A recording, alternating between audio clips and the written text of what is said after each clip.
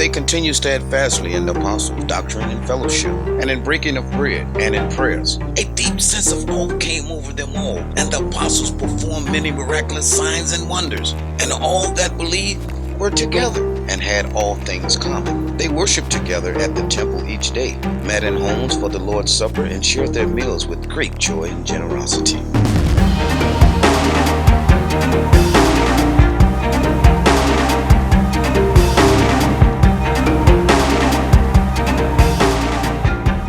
Good morning, NorthPoint. Good to see you this morning. I'm glad that you're here. And on this day, there's lots of things actually to celebrate. I don't know if you knew this, but lots of things converging on this day for us to celebrate. The first one is that today is actually Juneteenth. And I don't know if you know much about this holiday or not, but back in 1863, when Abraham Lincoln announced the Emancipation Proclamation and ended chattel slavery in the United States of America at that time, the word didn't get to certain states, or certain states didn't really want to enforce it. And so it was a couple years later, in 1865, down in Texas, when it began actually to be enforced. And then a year later, in 1866, they started celebrating Juneteenth on June 19th as the celebration of the end of slavery. Now, here's something that's really interesting, is that back at that time, it still was not very lawful, or at least wasn't allowed for black individuals to really celebrate in public spaces. And so it was actually the church that came alongside and said, hey, this is really important. We want to celebrate this. We should be all about this. This is a really good thing.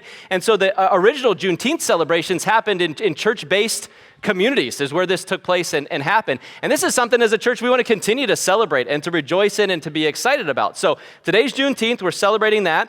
We're celebrating fathers today, of course, as well, Father's Day. And so to celebrate you, we've got donuts for dads. So you might have got one when you came in. There may be a couple Krispy Kremes left after you leave the service today to enjoy, or maybe there'll be a lot. I don't know. Saw lots of kids stuffing their faces. But dads, you make sure you get the donuts. And I have something else for you. I wore khaki pants for you today, dads, you know? So sometimes on Mother's Day or Easter, I wear a suit coat, and that's like the only time, not a suit coat really, like a jacket, a sports jacket, okay?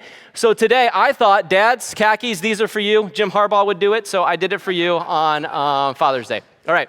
The other thing we're celebrating today, I got a third thing, is it is actually Michelle Carr's birthday today on June the 19th. Yes. First Lady of NorthPoint, mother of 5, all-state volleyball and basketball player, VBS music leader, blonde bombshell, Michelle Carr's birthday today. She was in first service. She's probably listening. I told her, you got to come in for the beginning of this, and she's like, not going to happen. No, so she's not in here for this one. You might ask, which birthday of Michelle Carr is it? 30-something probably is what it is. So we'll move on from there. One more thing we're going to celebrate today is we actually have something to celebrate from our origin story in the book of Acts. So if you got a Bible, take it and turn to Acts chapter 13. It's on page 894. The Bible's there in front of you. What we've been looking at as we've been going through Acts is, again, where we come from. Like how followers of Jesus began, what that looked like from the beginning, and then what we learn about ourselves today and what Jesus has for us today. What we've been seeing in this story is that this whole thing began when Jesus was about to ascend back up into heaven after his resurrection. He got all of his followers together and he said to them, you're going to be my witnesses. I'm leaving, but you're going to start with witnessing about my life, death, and resurrection, first in Jerusalem. We've been calling that phase 1. That was the most local context, right? We should love, care for, share Jesus with the people that are closest to us. That's where Jesus says it's going to start, phase 1. And then I want you to go out from there in like concentric circles to phase 2, which is Judea and Samaria. That's regional. And then eventually we're going to go to phase 3. We're going to go to the ends of the earth, because this message is for everybody who has ever been created across the world. What we've been in the first 12 chapters of our origin story, it takes about 12 years to cover what we've covered so far in early church history, and that's phase 1 and 2. We're about to launch into phase 3 of the mission of Jesus. So let's check out how phase 3 begins. And it actually starts in Acts chapter 12 and verse 25. We read this. When Barnabas and Saul had finished their mission, they returned from Jerusalem, taking with them John, who was also called Mark. So a couple things going on here. We got to jump back a chapter to figure out where Barnabas and Saul are coming from, right? And the story goes in Acts chapter 11 that there was this church in the town of Antioch. Antioch is a multiracial city, right? And so this church starts growing there. God's doing some amazing things. The mothership, the church in Jerusalem, sends Barnabas to encourage the church in Antioch. He goes, he sees, wow, God is really moving and working here. This is amazing. I'll help to pastor you and lead you. The church is growing so much, he's like, I can't do this alone. I know just the guy for this church. So he goes to Tarsus to find Saul. Now, Saul was converted to Jesus back in chapter 8 and chapter 9, around there. And Saul's been learning and growing in his home city of Tarsus. Barnabas goes, gets Saul, brings him back to the church at Antioch, and for a year they teach, they direct, they lead the church. Some prophets come down from Jerusalem. One of the prophets says to the people, there's going to be a famine over the entire Roman world. And the church at Antioch looks at that and they're like, well, God's blessed us, he's taking care of us, we're pretty wealthy. But the church in Jerusalem is struggling. Let's send some money to them to help them out. And you know what we're going to do? We'll send Barnabas and Saul to deliver the money. So that's the mission that Barnabas and Saul are getting back from. They've delivered that money to Jerusalem. They're coming back to Antioch now. And it says when they come back to Antioch, they brought back with them a guy by the name of John Mark. Now, we know a little bit about him from actually the previous chapter, chapter 11. In chapter 11 is when Peter, the key apostle, gets arrested by Herod. He's put in prison, right? An angel delivers Peter out of prison, and when he gets delivered, he goes to the house of John Mark's mother. That's where the church is praying, and they're having that prayer meeting, and remember the servant girl meets him at the door, and she's like, oh, I'm so excited you're here. She runs and tells everybody, Peter's here. They're like, you're out of your mind. Stop it. We're praying for his release. Don't bother us with that nonsensical stuff when we're spiritual people praying to God. And then they're like, no, he's really here, and he keeps knocking. Then they let him in. Okay, so that was John Mark's house where all of that happens. Now, there's one other significant thing about Mark. Does anybody know anything else significant about Mark? And I'm going to let you answer this question. I know you don't normally talk out loud, but you're going to talk today, okay? I did this in first service. Everybody just stared at me for a long time. And I said, I've got all the time in the world today. This message is shorter than normal. And it actually is, so I was like, I can wait for a long time. Anybody else know anything significant about Mark? This little girl in the front row apparently knows something about Mark. She's talking a lot, all right? Anything else? Mark, anybody? There we go. You guys are more spiritual than the first service. I think you just know more things about the Bible. Yes, Mark, who's a young guy here, he ends up writing one of our gospel accounts. The New Testament starts with the books of Matthew, Mark, Luke, and John, all gospel accounts of Jesus' life. And Mark is one of the guys that will write that. That's him. The story goes on, chapter 13, verse 1. Now, in the church at Antioch, there were prophets and teachers. Barnabas, Simeon called Niger, Lucius of Cyrene, Manaen, who had been brought up with Herod the Tetrarch, and Saul. Now get this, in this church at Antioch, we get a little glimpse into how the church was made up and who the leaders were. And you notice here some things about these leaders. First of all, Barnabas and Saul bracket the names that are given. Barnabas and Saul are both Jewish. Paul happens also to be a Roman citizen. Then we get Simeon, who is called Niger. Niger means black. So Simeon is a black African, one of the leaders of the church. Then there's Lucius of Cyrene. He was possibly a white African. And then there's Manaen, it says, who have been brought up with Herod the Tetrarch. Now, this is Herod Antipas. Herod, the one that was around during Jesus' trials and his crucifixion. And when it says Manaen was brought up with him, it probably means Manaen was either a stepbrother or he was a close friend of Herod the Tetrarch. Either way, he's a Roman. So in the church at Antioch, you have the leadership of the church is made up of a multiracial group of leaders. You have 2 Jews that are there, you have 2 Africans, and you have a Roman, which represented probably what the makeup of the church was, which represented what the makeup of the community was. Back a couple of weeks ago, when we talked about the city of Antioch, we talked about it being probably the most multiracial city in the ancient Roman world at that time. And so it makes sense that the church would reflect the demographics of the community, and the leadership would represent the demographics of the church. This is a good model for us, a good example for us, and something at NorthPoint that we want, that we desire, that I pray about, and that we're continuing to try to grow in and understand more and more. The story goes on, verse 2. While they were worshiping the Lord, these leaders, probably along with the church, were worshiping the Lord and fasting, the Holy Spirit said, set apart for me Barnabas and Saul for the work to which I have called them. Now, to understand what the work is that God had called Barnabas and Saul to, we could go back to chapter 9. In chapter 9 is when Saul, who is the persecutor of the early church, he hates the Christians, he's trying to rid the world of Christianity. Jesus meets him on the road to Damascus when he's going to persecute some Christian, and Jesus is like, you're switching teams.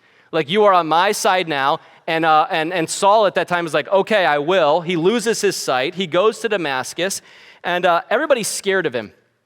The Christians are suspicious of him. So God's word comes to a guy by the name of Ananias. If you got a Bible, you could flip back to chapter 9 and look at verse 15. The word comes to Ananias. Ananias is like, do you know who this guy is? I don't want to go talk to him. And then this is what God says to Ananias in chapter 9, verse 15. He says, go, this man, Paul, is my chosen instrument to proclaim my name to the Gentiles and their kings and to the people of Israel. In other words, Saul is my man for phase 3 of the mission. Saul is my ends of the earth to all the people's apostle. Then when Saul is at the church in Antioch leading, directing the people, they're having a prayer meeting looking to God. God says, all right, it's time. It is go time. It's time for Saul to do the work that I've called him to. And it makes sense, right? That Saul would be leading in a multiracial church with multiracial leadership because he's going to be the guy that is going to go to the ends of the earth to all people. Verse 3. So after they had fasted and prayed further, they placed their hands on them and they sent them off. They commissioned and they launched Saul and Barnabas into phase 3 of Jesus' mission. Now, that's only a few verses that we've looked at there today. And you might be like, are we going to do a whole message on those few verses that we read? And the answer is yes, we are. Because there's actually quite a bit that is there. The big thing, as far as our origin story concerned, once again, is that phase 3 of Jesus' mission is launching. And it's launched out of a church with shared multi-ethnic leadership that is fasting and praying. As the church is seeking Jesus, the Spirit speaks to them. And we don't get a lot of specifics about what the Spirit said to them. Apparently, they kind of knew that this was coming. We just get like, it's time for Saul and Barnabas to go. And the church in Antioch then is willing to release them. Which, when you think about Antioch, it had to be no small thing for them that they were willing to release these guys, right? I mean, they were key leaders. They were teaching them for a year. They're shepherding their church. And when the Spirit says it's time for them to go, the people are like, all right, Jesus, we're about your mission. They are released. And Barnabas and Saul are willing to go. And so the church prays for them, and they bless them, and they're off. Now, what will happen in the rest of the book of Acts is what we typically call Paul's missionary journeys. And it's a major reason why you and I know Jesus today. Do you know that? When you think about it, we are not phase 1 here today in America. We're not phase 1 or phase 2 of Jesus' mission, are we? We're not in Jerusalem. We're not in Judea. We're not in Samaria. We are ends of the earth people here today. And 2,000 years later, because this church in Antioch was seeking Jesus, and when Jesus spoke, they said, okay, we'll send Saul and Barnabas. And because Saul and Barnabas were willing to go, you know who Jesus is. You can have a relationship with God, your creator. Because of all of that came together here at the church at Antioch. So we have a lot to be thankful for the church of Antioch. And it makes me think about this question. As I was reading this text and I'm thinking through it, I'm like, man, how do we as a church, how do we be like this church at Antioch, right? Antioch is this church that they're generous with their resources. They're purposeful. They're seeking Jesus. They're willing to do what he calls them to do. They see that they have a role in his kingdom and in his work. And then God uses them to do some pretty amazing things. You know how there are people in your life that you admire? I want you to think about somebody in that realm right now. Who's somebody in your life that you look up to, that you really admire? Chuck Norris, maybe? I don't know. It's Father's Day. That's who came to mind for dads today. I don't know. Maybe it's actually your father, right? Maybe for some of you, your dad. You really look up to him. Or maybe for some of you, it's a peer, right? Somebody that is closer in age to you, and you maybe would never tell them you admire them because they're like a friend, but you really do look up to them. Or maybe there's an older person in your life that you really admire and look up to. Well, NorthPoint, here's a church we can look up to. Antioch. Now, I'm sure that this church in Antioch had problems. No church, no person could ever be perfect at all, right? And in a church with shared multiracial leadership, I'm sure they didn't always agree on everything. And I'm sure they had some things they had to work out. But man, they got a lot right. And that's what I want to talk to you about today. What is it that Antioch got right? What is it with Antioch that we can look up to, that we can emulate? What can we learn from them. And I have three things for you today from this text. The first thing that Antioch got right, it seems to me, is that they had a common purpose. A common purpose. They are centered on the mission and message of Jesus. That's their purpose. And you can see it, first of all, in their emphasis on pastors and teachers, right? You notice that very early on in chapter 13 and verse 2. When it talks about the leadership of the church, we said that they're multiracial, but also they're prophets and teachers. And if their key leadership is prophets and teachers, what do you think they're teaching about? They're teaching about Jesus, right? The life, death, and resurrection of Jesus and his mission, because that's the focus of the church. So that when the Spirit comes to them and says, hey, give up your two best leaders for the mission that I have, they don't bat an eye because they shared a common purpose. And it's like everybody in the church got it. This is about Jesus and his mission and what he's doing. That's what we're all about. We're here to know him and to make him known. Now, we've seen this all throughout the book of Acts, right? And Antioch just exemplifies it. Jesus and his message driving everything. So let me bring this home to you. What does this mean for you? As a part of NorthPoint or as a part of your local church that you're a part of? Well, what I would love for you to think about is your purpose in life. I don't know if you've ever thought about this before, if you think about this. Like, what is your purpose in life? Like why are you here? Some of you, maybe you've done this and you've actually written it out, right? Maybe you went through some training or some personality testing, or you read a book that said, hey, you should really define what your mission statement is for your life. And I know some of you have done that. You maybe have written it down. You might even have it on your wall somewhere. Here's my mission in life. This is how I'm wired. This is what I'm geared towards. This is my mission. What are you here for? You know, for a lot of people, the answer to that question would be, I'm here to make a lot of money, right? I'm here to get more stuff. I'm here to continually upgrade. I just have to have more upgrades, more and more things, more gadgets, more items, more possessions, more stuff.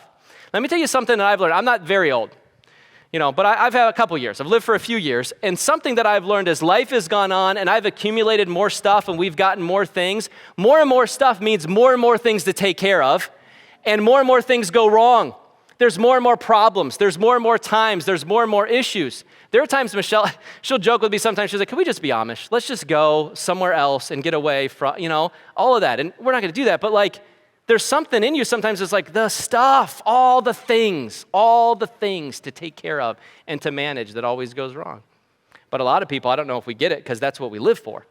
For some people, your purpose in life is to get to the top of the ladder. Whatever the ladder is. The successes, climbing that ladder, getting up on that ladder, being successful, retiring well and retiring early if I possibly can. For some of you that are maybe a little bit younger, your primary purpose in life right now might be to beat a video game, right? Like that's my thing. I'm going to dominate this video game. I'm going to grow my video game skills, or I'm going to get to 2,000 followers. That's really what I'm all about. Or I'm going to land a boyfriend. I'm going to get a boyfriend. I'm going to get a girlfriend. This is going to happen. I'm going to win. That's what I'm all about. Now, here's the thing. I don't mean that all of those things are wrong. There's some good in all of that. But think about this. I imagine if you would get to the end of your life and you will have checked all of those boxes I just mentioned, you're going to be very sorry about your life, just to be honest with you. Think about that. If you get in your life what you're actually pursuing and you get to the end of your life, do you think you're going to be happy with that? That's a question you got to ask yourself. Am I running the right race? Am I going the right direction? Is the right thing in my heart? Do I have the right purpose in mind? And what I would say about all those purposes is there's a place for all of them, but those purposes as an end are not enough. They're not grand enough for you. They're not big enough for you. The creator of the universe has spoken to us. He's shown you his purpose, his mission, his message, his will, and he wants you to be a part of it. He invites you into that story, his purpose for you. And so as a church, what does this mean for us as a church? That means as a church, donuts from Krispy Kreme and good coffee is fine, right? We even have cold brew now, okay? So cool, that's great, right? That's really good. Having air conditioning, having cool lights, having a great Sunday weekend experience, all of that stuff is fine. But we're here because of Jesus. And we are here for Jesus. He's at the center of this. We want to be all about that purpose. Now, your role in Jesus' purpose, it may not be as big or exactly what Paul's and Barnabas and these prophets and these teachers were, but you have a role. And your embrace of Jesus' mission is the purpose you need for your life. You were made for it. And it seems to me that this is what Antioch got right. It seemed like it was a group of people that were together under the mission and message of Jesus, and they're like, this is what we are all about. We're going to do this together. His mission, his message, it's going to drive our lives. So NorthPoint, let's get after it. Let's be about the mission and the message of Jesus, which is the second thing that Antioch got right. They had a community approach. So first of all, they have a common purpose. It's like they're all pulling the same direction. I'm sure there were struggles and difficulties. There's distractions at times, but ultimately they're about the mission and message of Jesus. And then they did all of this, not solo, they did it together. You notice in the story as it talks about all these leaders that there's a team approach. It's team-oriented. There were individuals for sure. And in some sense, individualism is important. I know we push back and individualism is a big problem, but it's not completely wrong because you are an individual created in the image of God. God sees you, knows you, and loves you. So individualism isn't all wrong, but it can't be the only thing. You notice here in Antioch that it's Barnabas and Saul, that it's prophets and teachers, plural, that the whole church is praying and fasting together, that there are diverse leaders sharing leadership with one another. There's no Lone Rangers here. Even Saul, who's the most prominent figure here, he actually goes out with Barnabas, and he's like, we also need somebody else. Let's take John Mark with us too. And later on, Luke joins them, and other people join their missionary team. And look, you can't do this on your own either. You know that, right? And by this, I mean life. You can't do life on your own, especially the life that Jesus wants you to live. I think the church at Antioch got it because they were centered around the message of Jesus, and they did that together with each other. For Saul, it seems like it looks something like this. Like Saul had in his life somebody, first of all, that he looked up to. That was Barnabas, right? Barnabas is the one that initially introduced him to the rest of the apostles when they were scared of Saul. Later, Barnabas goes and gets Saul from Tarsus and says, come, be a co-pastor with me here in Antioch. We can do this together. And so in a sense, Paul's got Barnabas in his life as a mentor, as a leader, as an encourager over him. Eventually, Barnabas and Saul become more like peers and co-laborers together. Then Saul, when he goes out on his missionary journeys, he takes a guy like Luke, who wrote the book of Acts. Later, he's going to have Silas, who are like friends, who are peers that he's working together with, that he can relate to on this kind of a level. And then he takes John Mark with him, somebody that he's investing in, an apprentice. Later, he'll get Titus and Timothy, who are younger guys as well, that he is investing himself into. And so he's just got these three different levels of relationships going on. Saul had somebody he was looking up to, some people he was doing life with, and some younger guys he was investing in. So we could apply this to anybody, but men, it's Father's Day. So let me talk to you for just a second. And I'm not going to beat you up, okay? This is not like that thing where like on Mother's Day, we tell moms how awesome they are, how great they are, how hard it is to be a mom, which is all true. And we love you and you're great and we pour love on you. And then when it comes to Father's Day, we're like, hey, bums, why don't you step up and lead your families? You know, like, okay, true. Please lead your families. But like, we're not going to do that, okay? But I do want to encourage you with this because I think you need it in your life, and I think some of you are missing it, and I think those of you that have it, you know how good it is. Hard sometimes, but really good. It's this thing that Paul has going on here. Do you have someone in your life that you're looking up to? I don't care how old you are. Do you have someone in your life that you've invited into your life to mentor you, to challenge you, to encourage you, to see things in your life, to point stuff out in you? You need this in your life. Then do you have some friendships, some people that you're really investing in, maybe in a similar life stage? You know, friends and these people that are like whatever they are with you, friends, they're people that you choose and they've chosen you and you like them and you have some common interest and you get along with them and you care for each other, especially as a follower of Jesus, united around your common faith in Jesus Christ, right? Do you have that? And then as you've gotten older, have you had in your mind, you know what? God's blessed me. He's given me these things. I've learned some things. I need to invest in others. I need to care for somebody else. I need to pour into someone else. See, in fact, I think that for some of you men that are here, this could really energize you for the second half of your life. If you would get to the place where you would understand, God, I'm thankful for what you've given me, but I've got to pour this into other people. I've got to invest in some others and care about them. Many of you, you've received the benefit of that. If you're a younger guy or middle-aged guy and you've had somebody mentor you and come alongside of you, you should be like, this is amazing, God. Thank you that you did this for me. Oh, maybe you want me to do this for someone else, right, in my life. So do you have those relationships going on in your life? Now, let's just admit it. That can be hard. It doesn't always happen just like that. It takes time. It takes commitment. It takes pursuit. It takes being willing sometimes to go through some awkward things, right? You ever had a conversation with somebody, you think, hey, maybe we're going to be buddies, and then you start talking, you're like, okay, probably not. Like, this is probably not going to happen, right? That happens. That's just how relationships are sometimes. I imagine in the church at Antioch, there was some awkward conversation between the 2 Africans, the 2 Jews, and the Roman that were there. Hey, we're occupying your country. I'm in charge of you. No, I even grew up with Herod, who's in charge of all of these things. And the Jews are like, we're always an oppressed people. And they had to work through that kind of stuff, right? They had to work through that with each other. And so that's going to happen sometimes. But the point is this, life is different when you have people to do life with, right? And women, it's the same thing for you.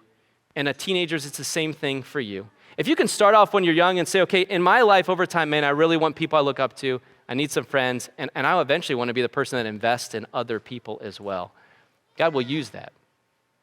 This is what I love about being able to be a part of a church, whether this or another one that has things like community groups and Bible studies and D groups and women's ministry and student ministry. Because what we're trying to do is provide an environment where those kinds of things can happen. Now, we can't make it happen. We can't force you to do that. We can just invite you into it and provide opportunities where that might be able to take place. I think about this summer, we've got a special group of fathers and sons. And I think this came out of one of our D groups that we have with men, and some dads are like, hey, why don't we do a Bible study with our sons this summer and just get together with them, spend some time with them and do that. That's awesome. I love that. And I encourage you to pursue those relationships and invest. I think this is what makes Antioch so special. It's all done together. You maybe heard the African proverb before. If you want to go fast, go alone. If you want to go far, go together. What do you want to do? Do you want to go far in life, in your relationship with Jesus, spiritually? Then you need to go together with others. NorthPoint, let's do that. Let's go far. Let's go together, with our eyes fixed on Jesus. This is the third thing that Antioch has. So they have a common purpose, they have a community approach, and lastly, they have a commitment to prayer.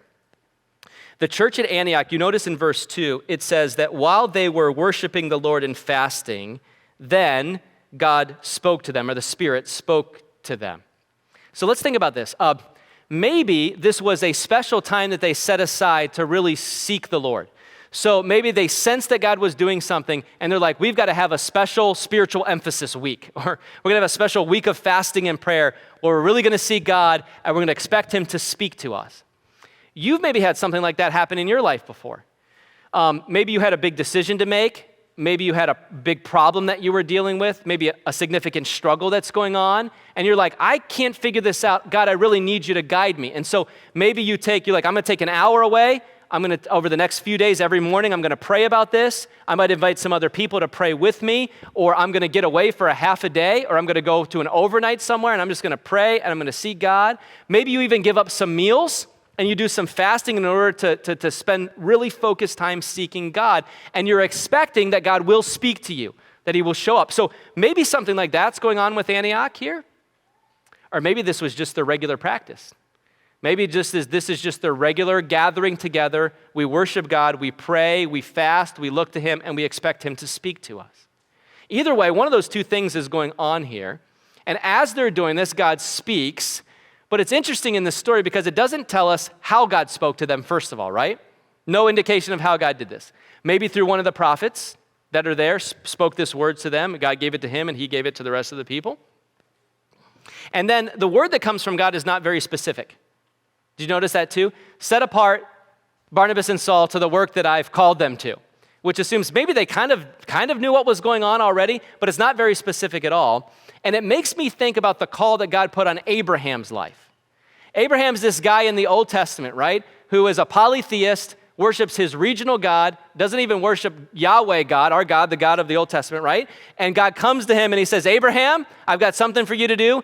Go to the place I'm going to show you. And Abraham's like, let's do it, right? Like, no, he's like, where? He doesn't even know where he's going. It's like, pack your bags, which to you might seem easy, but Abraham was probably fairly wealthy. He's got lots of tents, lots of servants, lots of cattle, and God's like, just pick up from everything you've known and go. And Abraham's like, well, this word came from God, so I'm going to obey what he has said to me. And so Abraham picks up and he goes like, we'll work out the details on the way, right? And that's kind of what happens here for Barnabas and Saul. It's like, hey, you just need to obey me. You just need to listen to what I'm calling you to do, and we'll work out the details along the way. And the church got it. They were seeking God, God spoke, and they obeyed. They prayed some more, they fasted, and then they sent Saul and Barnabas out. What we see here from the church at Antioch is this. You know what prayer is? Prayer simply is dependence on God. We pray because what we're saying is, God, I need you. God, I need you now. Like the song we just sang, oh God, my God, I need you. That's what we're doing. So when you sing that song, you're praying if you really mean that. And when you pray to God, you're saying, God, I'm not enough. I can't figure this out. I can't do this on my own. I think I'm going to get distracted if I don't focus on you. I think I'm going to not have the right purpose in my life. I think I'm not going to be able to know how to be a parent. I don't think I'm going to be a good spouse. I don't think I'm going to do my job as well. I just need you to help me. That's what the church is doing. And that's what we need in our lives. And we need it, I think, in the way that we're seeing it from the church at Antioch. We need this, first of all, as a weekly, regular pattern together. The church gathered here together in a regular pattern, in a regular way, is us together resetting our focus and being renewed in who God is. His character, his work, his value, his mission, his message. That's what we're doing here when we gather together on Sunday mornings. And what you do in small groups during the week or in Bible studies or in other opportunities with other followers of Jesus, we need this time. It's a pattern that God gave to us from the very beginning. You know that, right? When God created the world, he creates the world in 6 days. And the great, big, powerful God of the universe creates for 6 days, and then he rests on the 7th day. The Old Testament calls this a Sabbath day, a day where does God need to rest? No. The answer is no. God doesn't need to rest, but you do. And he's creating a pattern for us to show us what this is like, what he wants us to do. Initially, that 7th day was Saturday, called the Sabbath. And the focus of the Sabbath is to rest, to reset, to refocus on God. Later on, the church would pick this up, right? They'd start doing it on Sunday because the resurrection of Jesus happened on Sunday. What we gather around, the death, the resurrection, the life of Jesus Christ. And it's a time we all come together like this and we say, oh God, my God, I need you. Speak to me.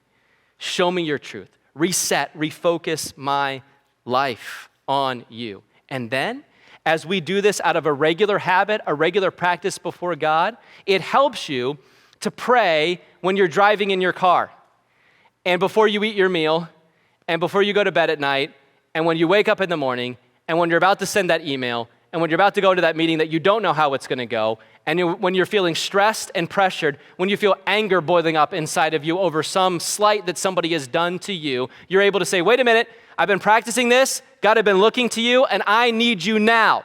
Like right now, please, like actually show up physically here because I really need, I don't know. You're just praying, God, I need you. That's what prayer is, and that's what Antioch's got going on here. Do you see that? Together, they're coming together, and they're just saying, God, we need you, and we expect you to speak to us. And when God speaks, they say, okay, let's do it.